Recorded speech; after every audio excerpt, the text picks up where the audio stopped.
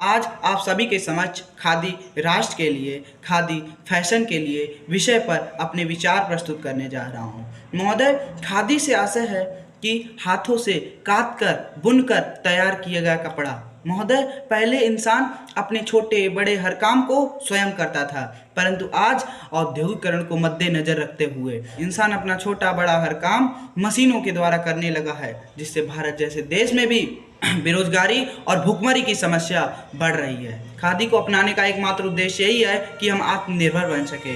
खादी का महत्व आज़ादी से लेकर आज तक हमारे जीवन में बरकरार रहा है।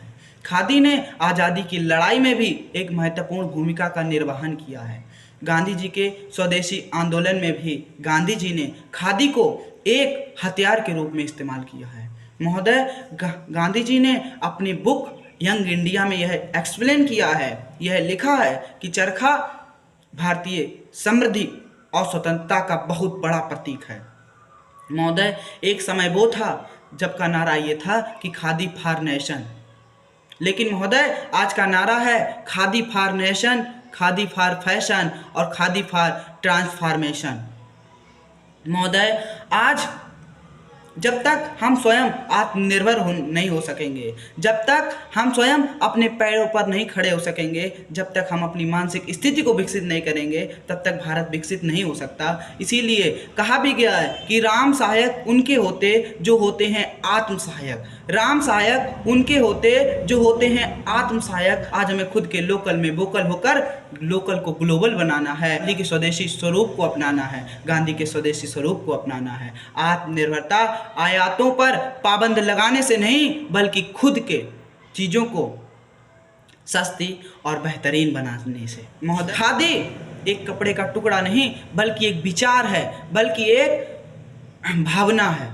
महोदय, मैं कहना चाहूँगा, मैं अपने देशवासियों को यह आश्वासन देना चाहूँगा, यह संदेश देना चाहूँगा कि खादी पहनो और पहनाओ, खादी पहनो और पहनाओ, देश गांव समाज में आपको आत्मनिर्भर बनाओ, आत्मनिर्भर बनाओ। महोदय, सन 1915 में जिस समय गांधी जी अफ्रीका से भारत आए, उन्होंने देखा कि यहाँ ब्रिटिश शासन किस प्रकार अपना हाथ पूरे भारत में जमाए हुए हैं। उन्होंने देखा वस्त्र उद्योग के धंधे किस प्रकार भारत में फैले हुए हैं, ब्रिटिश शासन किस प्रकार से यहीं के मालों को अपने फैक्ट्रियों में भारतीय मजदूरों द्वारा तैयार करवाकर यहीं पर उन चीज़ों को, उन कपड़ों को दोगुने दामों पर बेच रहे हैं। इस प्रकार के दयनीय स्थिति को देखते हुए गांधी जी ने खादी आंदोलन को चलाया। उन्होंने भारतवासियों को यह नारा दिया कि स्वदेशी अपनाओ। मैं ये नहीं कह रहा हूँ कि महोदय आप खादीधारी बन जाओ, आप खादीधारी बन जाओ, परंतु मेरा तो कहने का तात्पर्य यह है कि कम से कम आप अपनी संस्कृति को तो ना भूलो। कम से कम आप एक रुमाल अपने पास रख सकते हो। आज हमें एक ऐसा भारत बनाना है जो आत्मसात हो, एक ऐसा भारत जहां हर स्वदेशी में विज्ञान हो, जहां हर प्रोडक्ट में देसी महक हो, जहां के लोकल धरोहर को विश्व में गुणगान हो।